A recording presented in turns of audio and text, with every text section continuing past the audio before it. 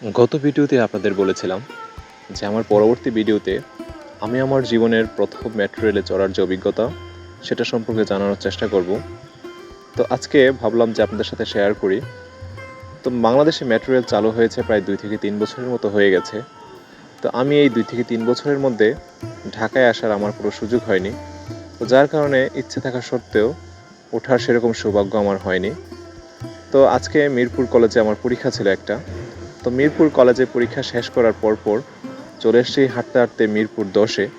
তো মিরপুর 10-এ আমার কিছু বন্ধুবান্ধবের সাথে দেখা হয়ে যায়। তো তাদের সাথে আজকে দুপুরের খাবারটা সেরে নিয়েছি।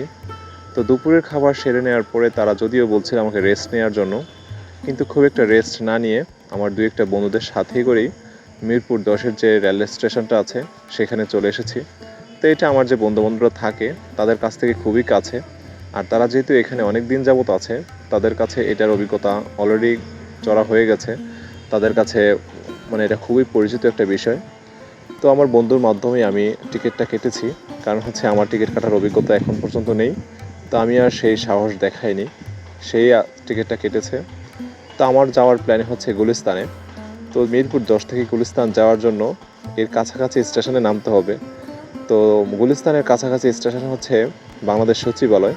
তো সেখানেই মূলত আজকে আমি নামবো। তো মিরপুর 10 থেকে যে সচিবালয় পর্যন্ত এটার ভাড়া হচ্ছে 60 টাকা। তো আমি যে ওয়ান টাইম মানে একবার ব্যবহারের জন্য যে কার্ডটি নিয়েছি সেটা 60 টাকা নিয়েছে। এটা আবার পরবর্তীতে জমা দিয়ে দিতে হবে। তো আমার টিকিটটা কাটার পরে টিকিট নিয়ে একেবারে উপরে চলে এসেছি আমি আমার বন্ধুদের বিদায় দিয়ে। তো একটু অপেক্ষা করছিলাম আর কৌতূহলবশত বিভিন্ন মানুষদেরকে জিজ্ঞাসা করার চেষ্টা করছিলাম। আসলে খুব একটা বিষয় জানা নাই আমার, সেই কারণে মূলত জানতে চাচ্ছি।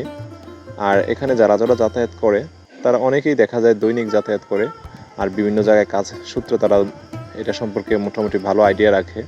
তো দু একজনকে জিজ্ঞাসা করার পর তারা আমাকে বলছিল যে মেট্রো রেল বেশি লেট করে না, মানে 8 মিনিট পর নাকি মেট্রো রেল এখানে আসে। তো আমি এখানে আসার প্রায় 3 থেকে 4 মিনিট ওয়েট করার পরেই মেট্রো রেলটা স্টেশনে ঢুকে গেছে। তো যার কারণে আমার খুব একটা বেশি ওয়েট করতে হয়নি। তো সবচেয়ে ভালো বিষয় হচ্ছে মেট্রো রেলে মানে ঢাকার মতো একটি জায়গায় এত জ্যাম, সেখানে এরকম একটা পাবলিক ট্রান্সপোর্ট খুব দ্রুত গতিতে নিজেদের গন্তব্যস্থলে পৌঁছে দিচ্ছে। এটা খুবই একটা অসাধারণ দিক। আর আরেকটা ভালো দিক হচ্ছে বাংলাদেশের মতো একটি জায়গায় যেখানে এত অপরিষ্কার, এত ময়লা আবর্জনা চারপাশে, সেখানে মেট্রো রেলের ভিতরে একটি পর্যন্ত ময়লা নেই।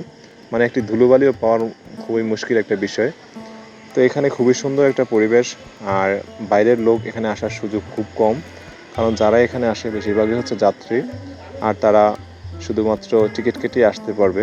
যার কারণে বাইরের কোনো লোকজন এখানে খুব একটা আসে না, আর ময়লা করারও সুযোগ নেই।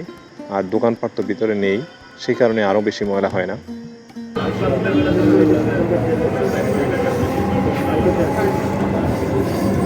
ট্রেনটির গন্তব্যস্থল Motijheel.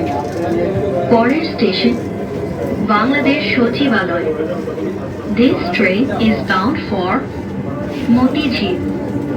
Next station is Bangladesh Secretariat.